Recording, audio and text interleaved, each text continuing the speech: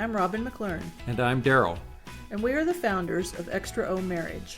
It is our mission to lower the divorce rate one extraordinary marriage at a time, And we believe every marriage can be an extraordinary marriage.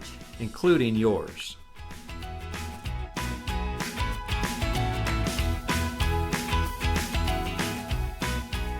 Hi, welcome to the next edition of ExtraOMarriage.com. We're glad you're here.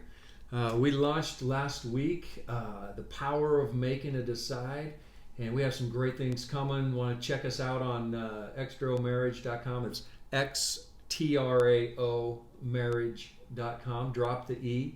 But a lot of great things coming. We're launching a video every week now. This will be number 2 in this series. This series actually is a series of 5 steps to an extraordinary marriage. We believe every marriage has a potential of being an extraordinary marriage.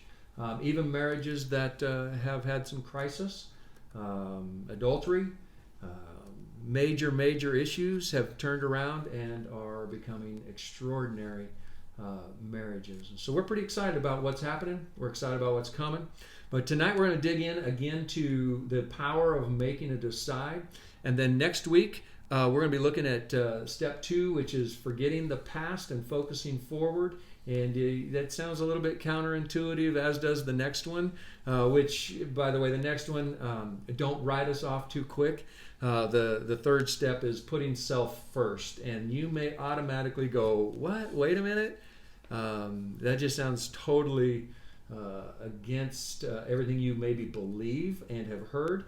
But you'll want to check out that video and that blog and the process there, because it's just think airplanes and oxygen, and that'll set you up for that one. And then after that, step 4 is taking all-out massive action. And that's where we're going to dig into a lot of real practical, tangible exercises that folks can do. And then evaluate and adjust. And so that's kind of the next 5 weeks.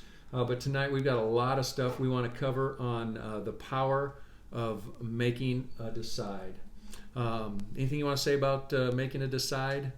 Well, if that sounds funny to you, which it might, you'll have to check out last week's video on our website, extraomarriage.com, and it's called The Power of Making a Decide. There's a video included on that blog that explains where that phrase came from for us. It came from our oldest daughter, and we've just used it in our life ever since. It's kind of had a profound. Every once in a while, we just say you just got to make a decide, and of course, we have a history with that phrase, and so there's some power to it there. But I was going to say also, not just on our blog, but we would love for you to check out our YouTube page and subscribe there, and watch our videos there, and share those with your friends and family. And just before we jump into this, let me just say this. We know that not every marriage is struggling, and you may not be at a place where you're going, this may not be real relevant to you right now. We believe every marriage can grow and improve and move from ordinary to extraordinary, good to great. But my bet is this, that everybody knows somebody. Right. In fact, when we launched our Making a Decide this week, we had several people who chimed in that were just kind of down the road a little bit with some crises and some stuff and things going on in their marriage. Make a difference in your world. Share the blogs, share the videos. Help us get this stuff out there. We live in a world that's broken and hurting. And we're here to make a difference, and you can be a part of that. And so check us out on YouTube as well. Subscribe, watch. I always like to say like, comment, and share. Like, comment, and share. And we'd love for that to happen. Let's jump in. The power of making a decide. What are some decisions that we want to talk about tonight? Well, we started off with decide that divorce is not an option. So we made that decision before we got married. And it kind of came out of my history, my life. My parents got divorced when I was 16 years old. So that had a pretty profound effect on me and my brothers, as well as my parents. So when Daryl and I were dating quite a few years A lot later, of years. we decided that that was a really important thing for us to talk about and decide that we would not consider divorce as an option. We believe in forgiveness, and that has worked for us on many occasions. It served us well, and I think that if we go back there, the power of that was prior to us getting married, and it doesn't have to be prior to getting married. Right.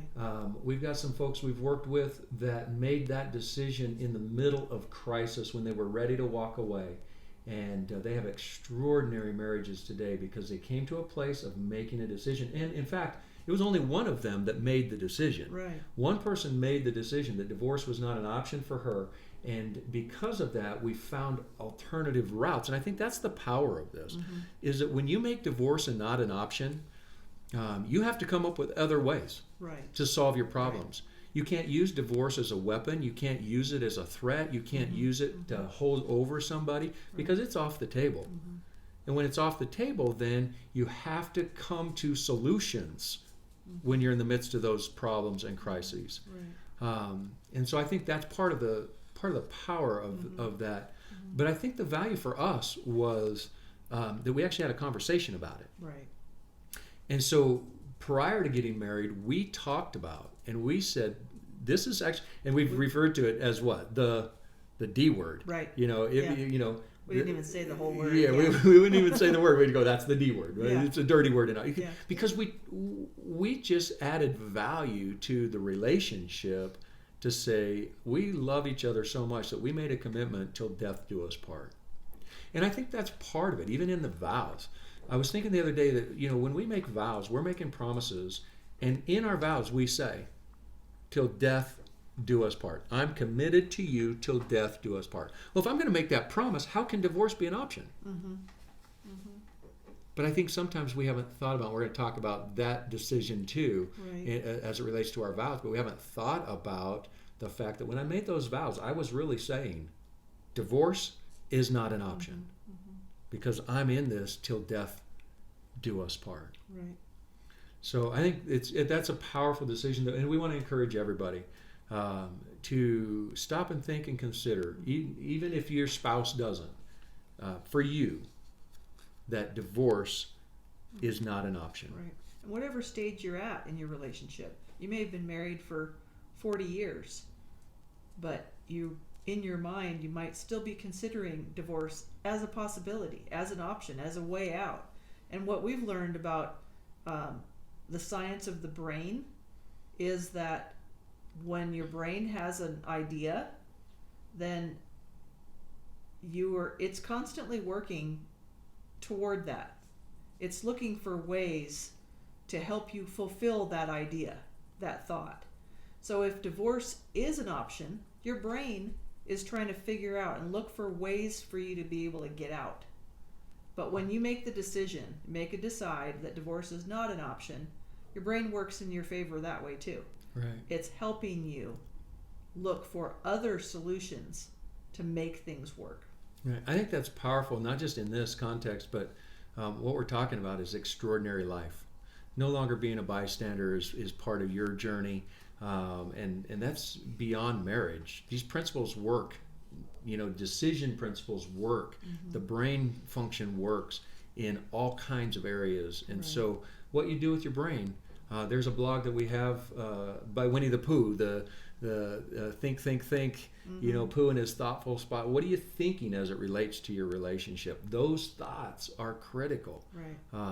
And so when you make a decision, when we make decisions, and we've thought it out and we put it in there that this is not an option, we have to, our brain goes to work on our behalf to figure out how we can solve it then. Yeah. And the reality is, in many things, in many crises, that's not easy. All of a sudden, he cheated, she cheated, those kind of things. The brain is automatically jumping. You're going, no, I don't. It's hard. But if you've made the decisions, you've set yourself up first. You set yourself up first. The second decision that we want to talk about after we've talked about, and it goes right with this, Yeah. the power of making a decide, is to make a decision, to make a decide to live vows, not just say vows. Mm-hmm. And I alluded to that just a little Right. bit, but we go through our weddings and it's tradition. Mm-hmm. They're words, but those vows, when we stop and think about what we just said before God and man, we put it into this ceremonial context Mm-hmm. that is supposedly carries weight. And yet, how many of us have really thought about? And I'll be honest, when I was getting married, I didn't put a whole lot of thought into those vows and what each of those words meant and what I was really making a commitment to. I knew generally, but I didn't really sit and ponder and really think it through. Yeah, what does it mean? And I think it's a little different today too. We're old married people, I guess. Yes, we are. It was not faddish to write your own vows. Yeah. It's a little more common today where people are Yes. writing their vows. And in order to write your vows, you obviously have to think about it a little more. And you're putting thought into those vows. Yeah. And I think sometimes even there we've kind of taken that vow and we've written it to be nice and sound good, and in the moment it's meaningful and it carries meaning. But when we take our vows and the vows we made, which were the traditional vows to love and cherish till death do us part, in sickness and in For health, better, for for better, worse. for worse, for richer, for poorer. we've experienced. I think we've experienced all those. Yeah, I think so.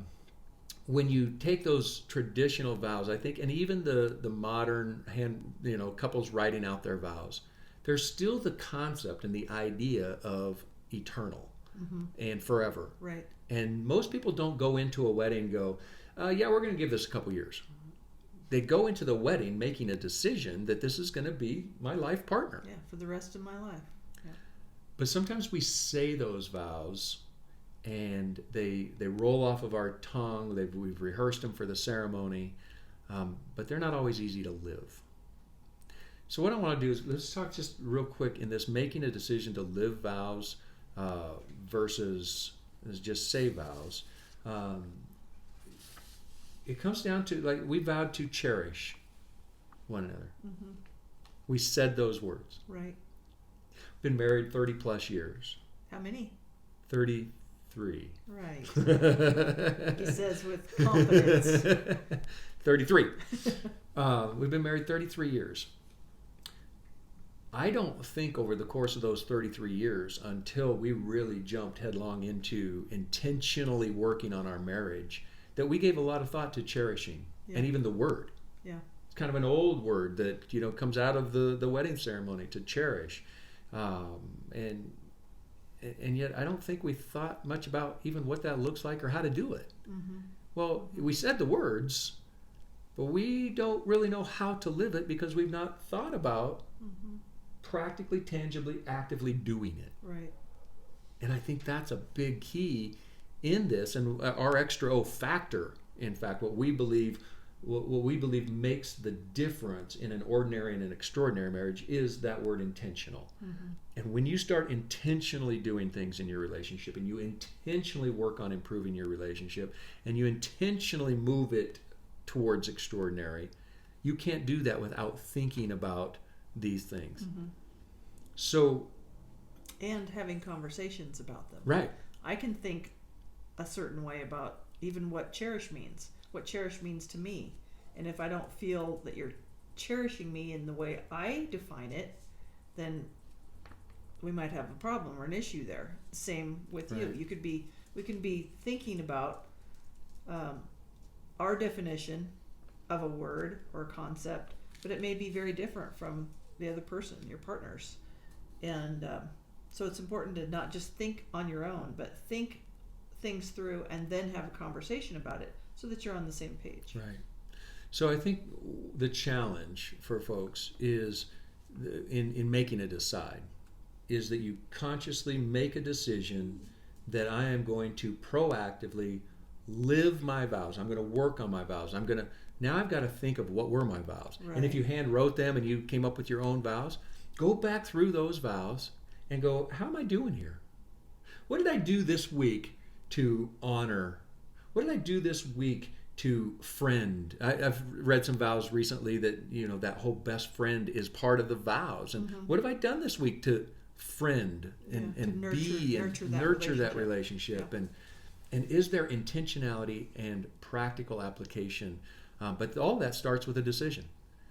So to make a decide to live vows, not just say them. What's the third decision that we've got? It's what you mentioned with the extra O factor. Intentionally work on your marriage daily. Right. So the decision to make an intentional decision to do something all the time. Can you imagine if every husband, from a woman's perspective, if I got up every day and thought, what's something I can do today that would make you feel loved? And I did something intentionally every day to make you feel like the queen of your castle, to make you feel loved. What would that do in you? That would be fantastic. Why don't you give that a try? Oh, what's that sitting right there next to you? Oh, it's a beautiful rose from our yard. Thank you, baby. Because I think that's important. That doesn't mean we're going to live in perfection. Right. But what if we stepped it up a notch and intentionally? But again, it starts with a decision. It starts with people intentionally saying, "Yeah, I'm going to do something on purpose today for my spouse. I'm going to do something on purpose to speak her love language. I'm going to do something on purpose that would let her know that she's a treasure to me." I think that would we would see incredible transformation in relationships. And I think I do think it is that simple in things that can turn around a marriage. I think for people who are struggling in their relationship, just waking up saying, you know what, I'm going to forget the past. I'm going to focus forward. I'm going to find something today that I can do. And we've had some times, I remember a story in Colorado Springs. Marriage wasn't going very well, and you had a hard time putting a couple things on a list. Yeah, I had been encouraged. We were college students, Bible college students at the time, both taking classes, both working, going different directions. It seemed like two ships passing in the night kind of thing. And I was encouraged to write down, make a list. I think it was a list of 10 things that I appreciated about my husband. I couldn't think of 10 things at the time when I started that list. That's amazing to me. I can't understand that. I'm sure it is. Yeah, I think I was able to come up with 2 or 3 at the time. The first time I tried that list, I then added to it. And once that's the thing, is that once you start looking for positive things, once you start appreciating just one thing, if you can only think of one thing, then start with that one thing and appreciate that one thing, that one characteristic about your spouse, and just think on that, think on that, think on that. And pretty soon you can think of some more things. Your eyes are opened up to seeing more things that you can appreciate. I think that comes back to that quote, where our focus goes, our energy flows. Right. And when all we're focused on is the negative, that's all we're ever going to see. But when you start to focus on the positive, and so I just really believe that it's those little things like that where you just took that intentional act, saying, okay, and then you found and you started focusing on that, and it had an impact in our relationship and turned the corner. And I think that's what this is all about, this living vows on purpose, intentionally doing something every day. I think if you're struggling with your feelings toward your spouse, I would suggest you start with kindness. Just be kind to your partner. Maybe it doesn't come easily, maybe it doesn't come naturally, so that's where the intentionality comes in. But if you intentionally choose, make a decision, I'm going to be kind, I'm going to show kindness, I'm going to be considerate today, it'll start becoming easier and easier, I promise you. However, the next one that we're deciding actually is what makes that difficult. And that's the decision to live unconditionally. What do you mean by that? Well, think about this. It's like, okay, I could be kind, but he's sure a jerk. It's hard to be kind when somebody's a jerk. Well, that's all of a sudden conditional. Right. I'll be kind if you're kind. Yeah. And if he said, I'll be kind if you're kind, then neither person's kind. Mm-hmm. Because neither person's going to budge until the other one does. Right. And nobody's perfect. Right. And so to the fourth decision that we're challenging people to make this week is to live unconditionally. Because that's really what the vows said. For better or worse. So that means I've got to love you when you're worse. Right. I got to love you even if you get sick and have problems. And we're going to tell more of our story as we go and stuff. But you've had some physical things that have challenged our relationship as well. But we've got to love in the midst of that. We can't just love or cherish or honor or respect. Right. And I think that one's even one that's really tough for our culture today is the whole respect issue. Right. Because we're taught in our society that you have to earn respect. Right, but you have to love unconditionally. Right. Right. And there's been studies that have been done between the men and women, and what is the greatest emotionally need of a woman is to feel loved. And one of the greatest needs of a man is to feel respected. Right. So if your greatest need is to feel loved, and you have to love me unconditionally, and my greatest need is respect, but I have to earn respect, that seems odd to me. Yeah. It is odd. It's wrong. And it is. It's not the correct way to look at it. So just to finish that thought, the Bible talks about loving unconditionally, but the Bible also talks about wives respecting our husbands. It doesn't say when they earn it, when they deserve it. It just says to respect your husband.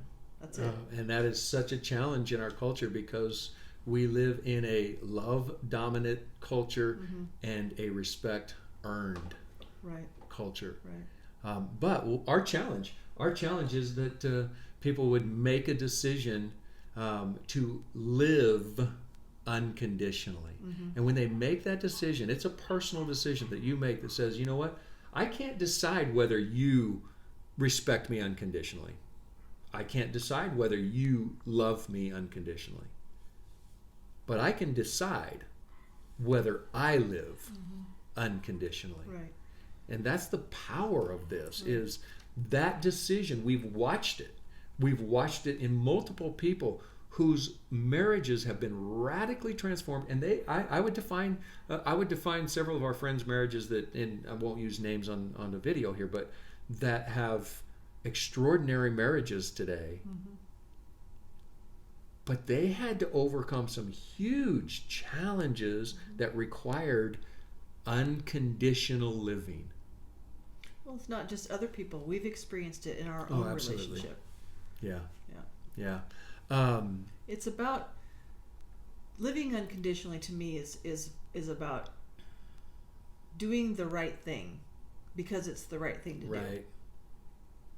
Not because it's easy, not because it even comes naturally, maybe, but making choices intentionally to live unconditionally is to choose to do the right thing. Simply because it's the right thing to do. Right. And isn't that what we teach our children? Ironically enough, we don't say, well, it's okay for you to be bad because he was bad.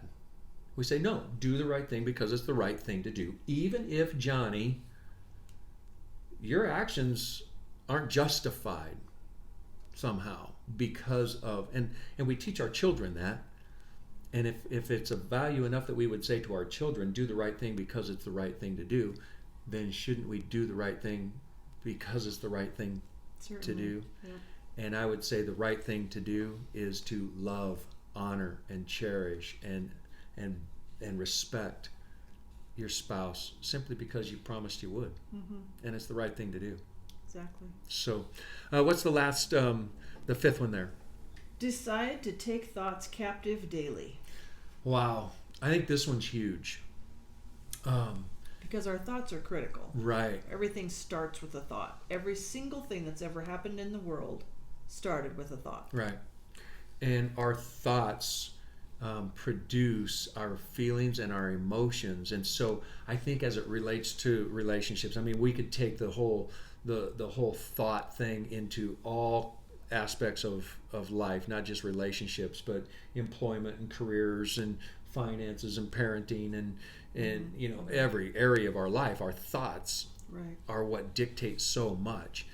And as it relates to the relationship, though, when we're so focused on the negative, like we mentioned a few minutes ago, those thoughts produce feelings in us. So if I'm thinking about, yeah, she's just a nag all the time. You're not, thank goodness. But there are some people who live with people who I would consider a nag. I mean, and it may be a truth, in fact. Mm-hmm. But the more you think, and the more you think on that negative, The more value you're giving it. and the more emotion. Have you ever had that thing where you had a thought, and it was about this much reality, and when you were done with your story, I mean, it was this big, and I did whatever. You're talking about fishing? Yeah, right. Yeah, I mean, that's kind of the fish was this big, but in my head it's this big, and in my emotion, in my front now, and then I get home, and I walk through the door, and what's going to come out of me? And I think that's the power of this taking your thoughts captive. Is in fact, we have a blog on an exercise that we encourage people to do with a stop sign. And when they're coming home, to pick a stop sign or some landmark or something that before they walk through the door, that stop sign says, get it together. Stop, pause, get your head together. Shift gears. Shift gears. From work life to home life, Right. if that's what you're coming home from. And it's that whole idea of transferring your thoughts. So if I'm thinking all the way home about the little argument we had in the morning, and it's been ruminating all day long, and I've built it from this little argument. I can't even remember what the argument was now, and then I thought about it, and then pretty soon I've added all this stuff to it, and I'm on my way home, and I walk through the door with all that emotion, all those thoughts. Am I going to be loving, honoring, and cherishing? No. What's going to come out of those thoughts? Negativity, frustration, quick reaction. But on the other side of that, if I've taken my thought captive and go, wait a minute, what really was there in that argument? It was really, that was petty. What a jerk. No. And I stop and go, my wife really is a treasure. And I start those thoughts, those positive thoughts, go through my gratitude list of everything I love about you. When I walk through the door, what's going to come out of me? Man, if we could just encourage people to take their thoughts captive. And by that, what do we mean when we say captive? I think it means taking control of them. Yeah. So instead of just letting your thoughts run away, and like we use that terminology, like running away with your thoughts or whatever, that they're just running amok. Yeah. You control them. You take that thought, that negative thought, captive. You capture it. You stop it, and you turn it around to be positive. So even there again, our extra O factor Right. of intentionality comes in. Right. You don't randomly take thoughts captive. You had to intentionally state, whoa, wait a minute, time out. I got this negative thinking going on. Stop. Reframe my thoughts. Reframe my focus. Move through my day. Right. That's why the stop sign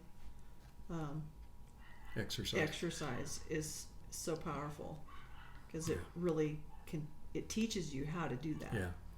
Yeah. So I think, again, through all of these, it's intentionality. So our 5 challenges, our challenge is to make a decide on these 5 things. Now, folks may have some other things that they need to make some decisions on. As I was going through and we were writing the blog, I was thinking, decide to set boundaries. Some people in certain circumstances, they really need to think about their boundaries.